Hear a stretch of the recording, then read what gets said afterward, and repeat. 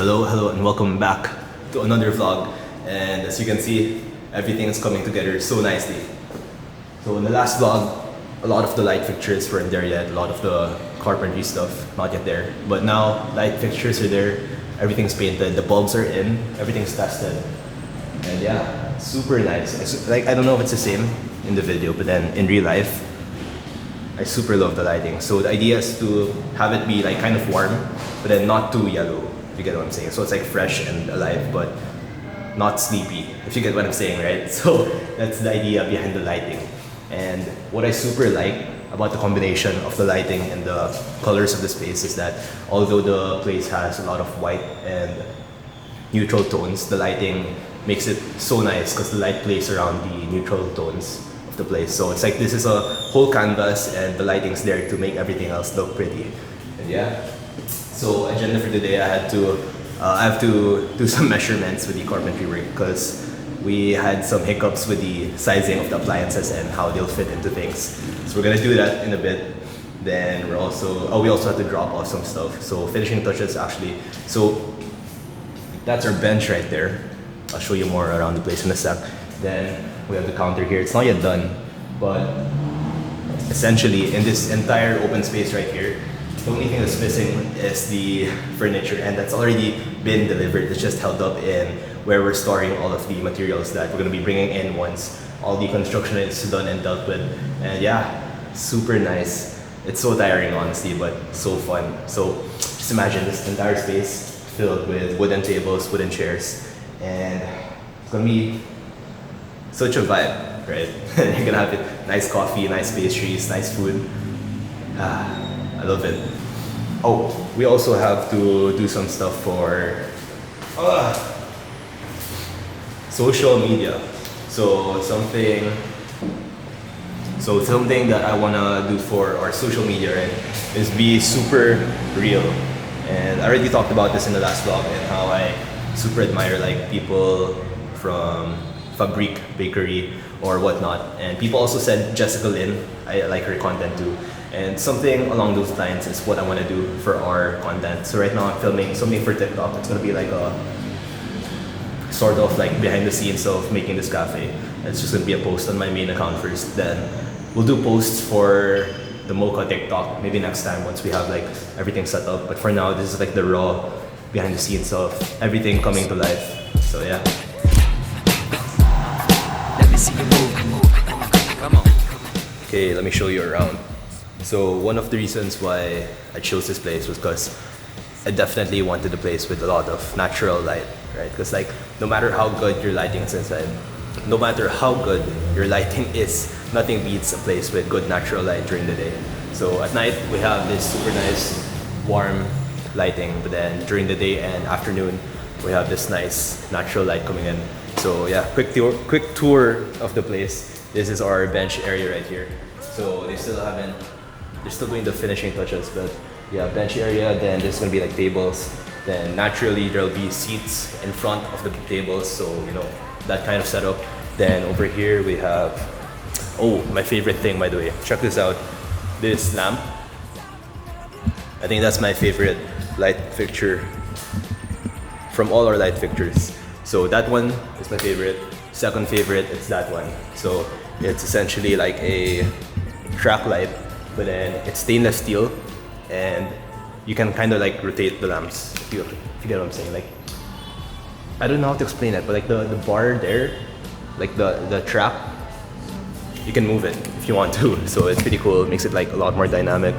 Then this is our counter area. It's not as dramatic as it is in real life right now because there's a lot of natural light coming in from the sides and the windows, right? But then right now, like if you just tunnel vision, like as a person right now, look here, super nice. Like I love the vibe. And yeah, this is gonna be our kitchen area. So it's just empty inside, so I'm not gonna show you inside. But then generally, this is the place. So it's pretty big, but not over the top, definitely, if you get what I'm saying. So go inside. Huh. Then this is the counter. So go in, check out the pastry display here. There's gonna be a pastry display with all our pastries. Then line up here, order your food. Then this counter is gonna be where all the drinks are made.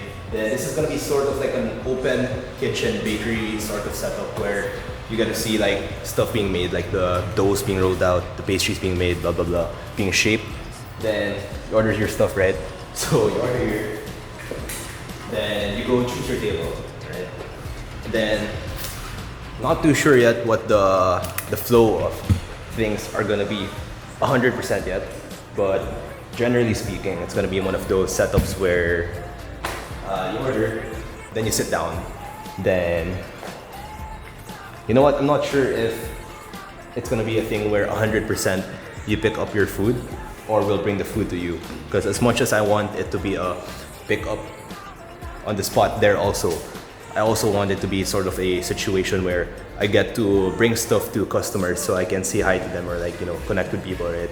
So I feel like that's a lot more intimate. The space, it's definitely not the smallest space, but then I feel like it's got a pretty intimate setup. Like it's definitely not date night, not too intimidating. It's still casual, right?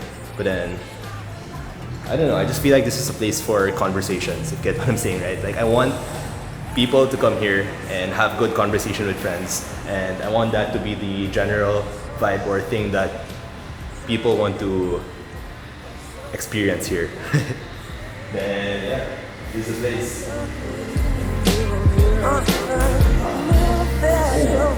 Super excited also. Remember how I was making kwenta about the aircon, right? So we had to go overkill with the aircon because of the external unit being all the way in the back of the building. It's insane. It's like so overkill, like the aircon units, but it's gonna be good for two things. Number one, electrical costs in the long term. Number two, because I get hot so easily. So I'm super excited for the space to be very cool. Not too cold to the point that people get uncomfortable, but cold enough that, you know, it's a vibe. So yeah, just gonna take a couple more clips for social media. Then we're gonna head out to deliver some docs for different government stuff and accounting stuff. It's 5 p.m. already, and basically today just dealt with a lot of going here and there for picking up of different documents, materials, stuff for the cafe. Then this morning I was going through all the receipts that we had piled up since the beginning of everything, because we're starting to file everything for accounting and making sure all the systems are go.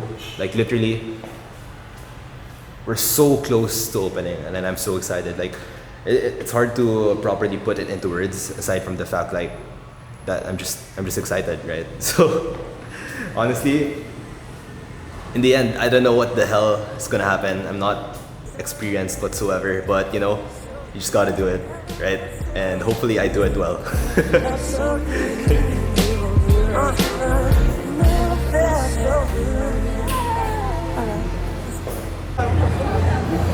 Hello, we're currently in World Trade for the MAFBEX, the food convention here. And honestly, I've been to so many food conventions already for moka, but I feel like going to these conventions to find a supplier is kind of useless. I don't know, maybe it's just me, like unlucky. But then all the times that I went to these conventions, I didn't really find a supplier that I wanted to work with. So what happened was, I ended up finding my supplier through outside means. So I visited the physical stores of all my options.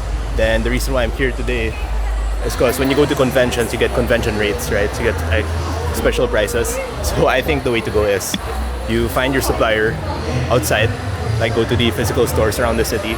Then when you have a person you want to work with, you go to the convention that they're in, then get their special rate there. So that's why we're here today.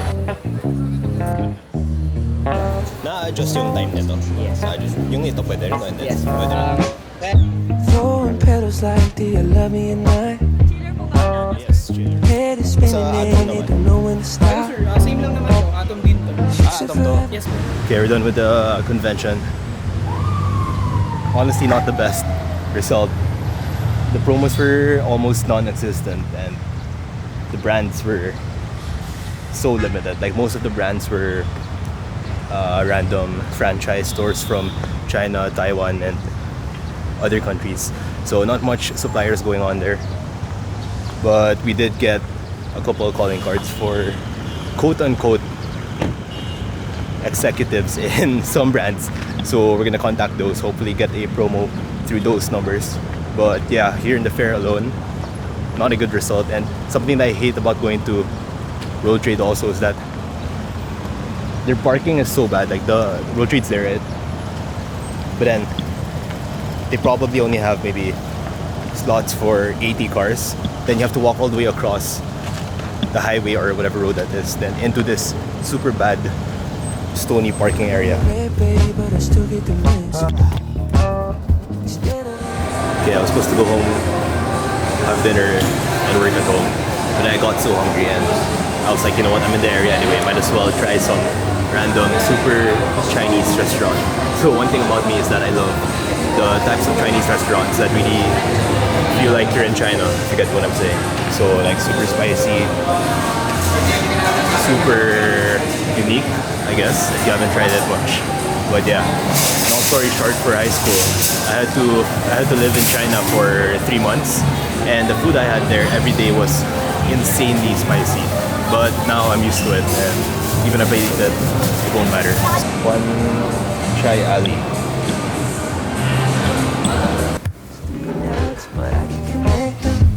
It ain't right, babe. You know I respect it. If you need time, just take your time. Fuck. I think I ordered way too much. Okay, hello. We just came from the unit. We're here now in Hometown Cafe. It's a really popular cafe around the area. So I'm here to learn a thing or two, do some work here. And I don't want to act like I'm spying, right? So I've met the owners like Jack and RJ. So if I see them, I'll let them know that I'm here to learn a thing or two because I'm opening a cafe.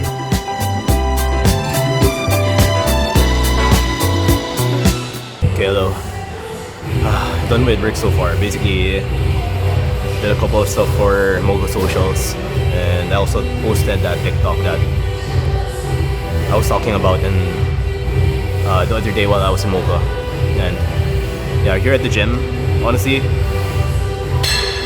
there are days that you just feel so lazy. Like it's not even a mental thing. It's like a physical thing. Like I don't know how to explain it, but I'm sure some of you get me. Like sometimes your body is just literally so heavy, and it feels so bothersome to do anything. Like even standing up, I don't know. Might be because I'm fatigued or sick, but I don't think I'm sick. So I don't know. But yeah, here at the gym, anyways, because we're not gonna let the physical laziness get to us. So what best way to combat physical laziness other than physical workouts?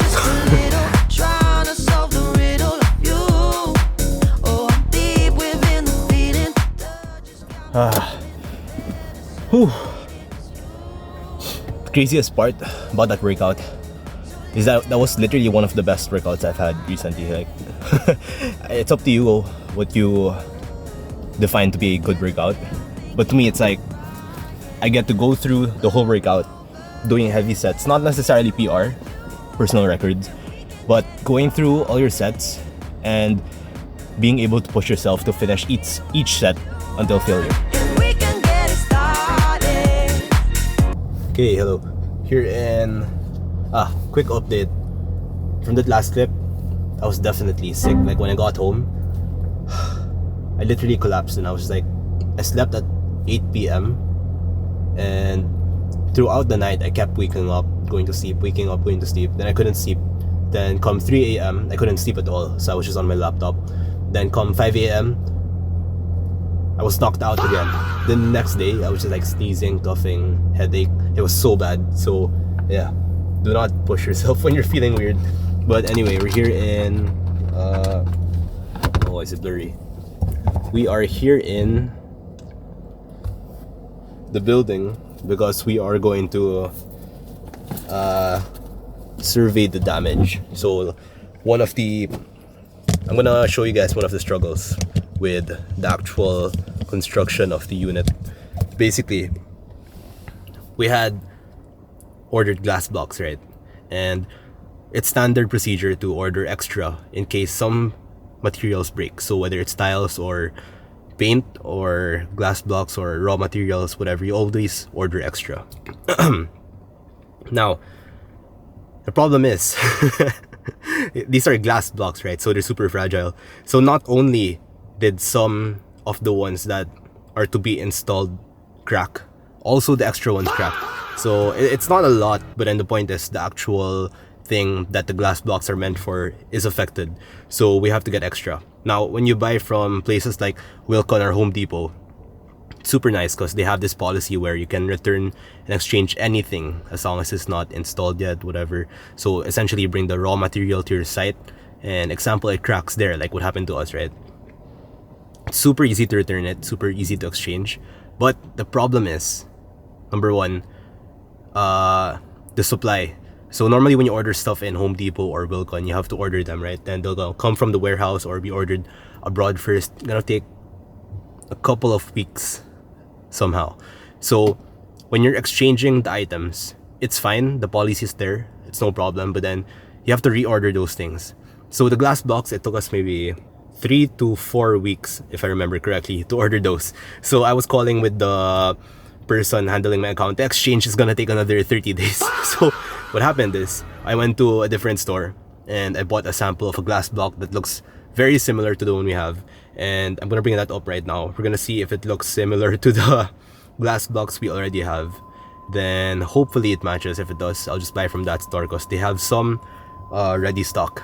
Then yeah, we'll also check on the status of the unit. Let's go. Can you meet me in the middle? Love me just a little. I'm trying to solve the riddle. So agenda for today, we are going to be getting some equipment for our moka. So number one is the espresso machine. Then number two is the grinder. Then number three, if we have time, we'll pass by the store for the under-counter chiller. So like the place where we put the milk and everything. And one mistake I made in regard to canvassing all the equipment we need is the under-counter chiller, right? So we used to think, like me and my partners, that all we need is the like mini fridge for, you know how when you go to restaurants, then there's like mini fridges with like cans of soda, right?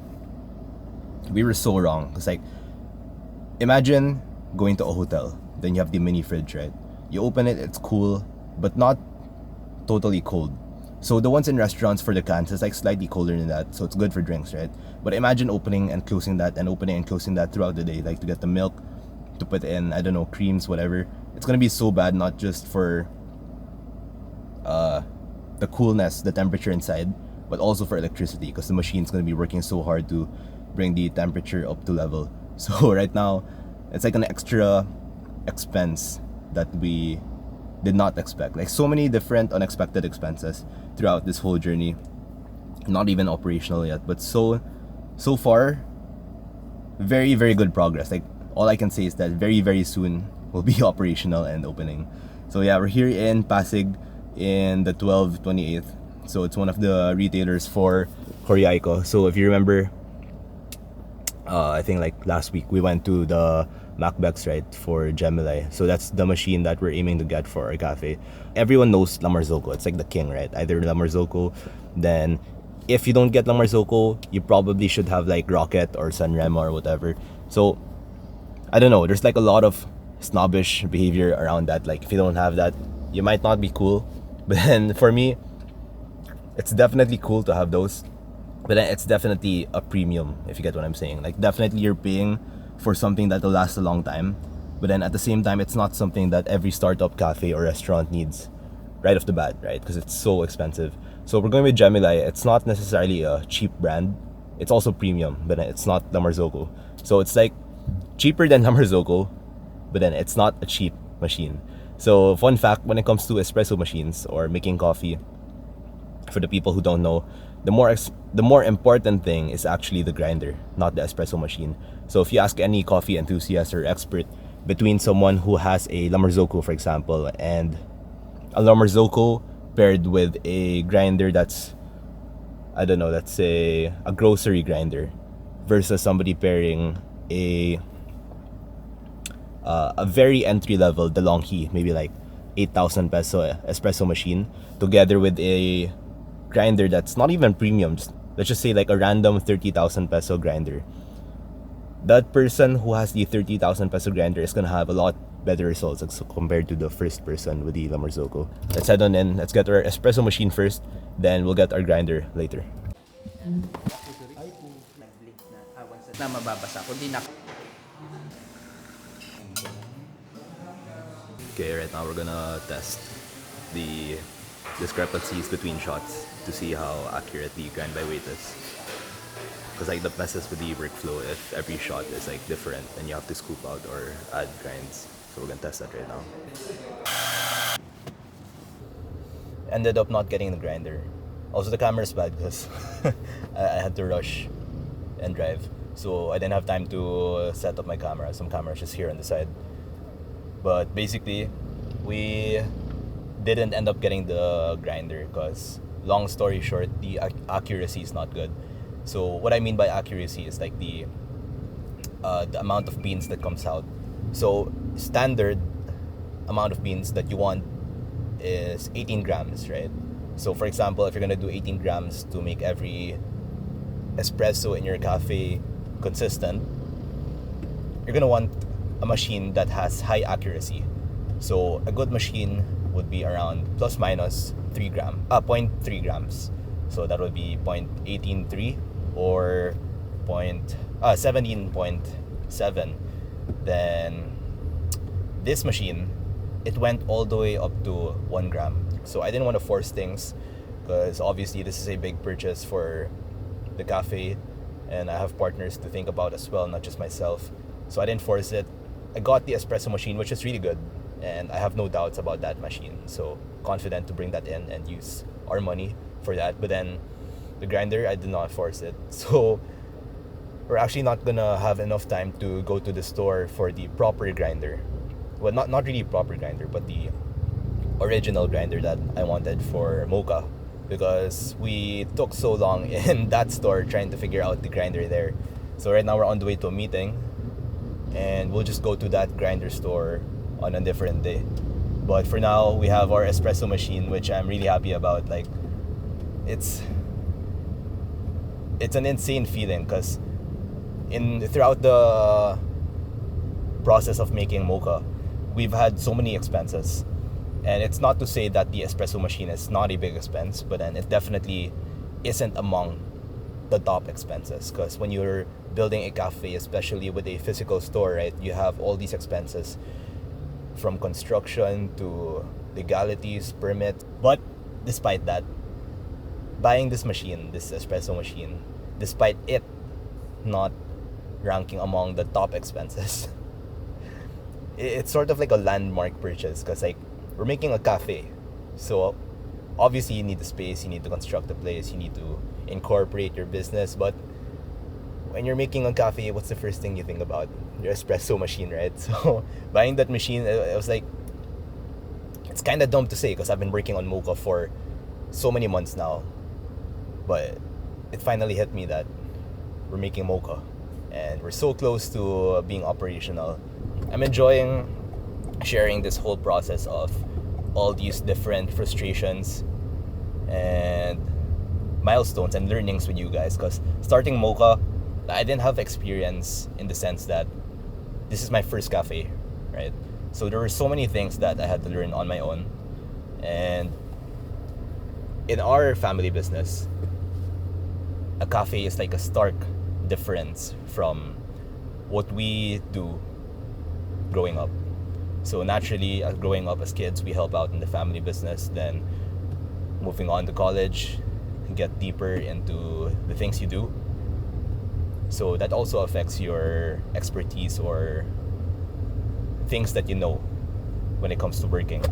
And nothing that I learned growing up has really contributed to helping me in making mocha. So it's as if I'm making mocha from the ground up, and it's insane how much hurdles, how much new things, how much new concepts there are when it comes to making a cafe.